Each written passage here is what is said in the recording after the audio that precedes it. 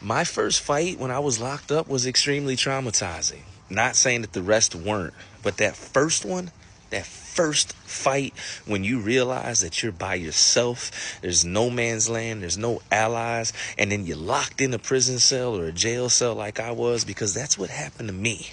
While I was at the jail, my first time bidding, etc., finding my way, not causing anybody any problems, my cell partner one day decides first thing in the morning he would lock the cell door and start attacking me, and literally out the blue. You see, mental health is a very real thing. Mental illness is a very real thing, especially when it comes to people that are incarcerated. Not all, but over 70%, I would say, easily, hands down. And throughout my bid, I would see mental illness manifest in horrible ways, in the forms of physical attacks on others. It's bad in there. Being that I was not prepared, he locked us in the cell. This was my first time realizing and understanding I could not run. I would have to run through him, if anything.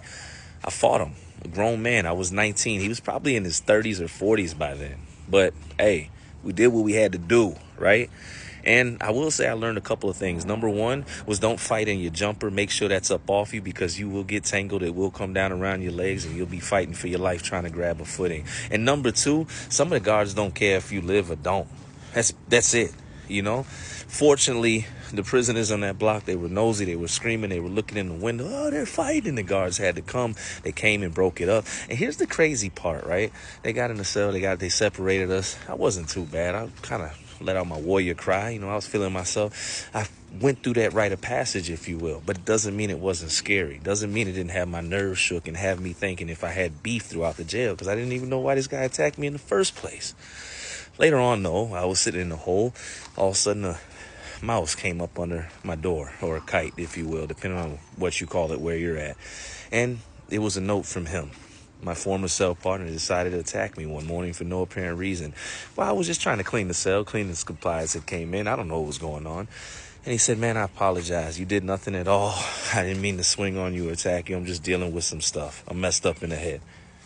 Gee, thanks. That's what I screamed out the door. I didn't even bother sending the kite back. I didn't know how to send one at the time. I would learn how to survive in a hole during that period, though. But yeah, that was it, man. First time getting into a fight. First time going into the hole. It was traumatizing. Man, I don't ever want to be in that situation anymore. There's nothing to glorify about that.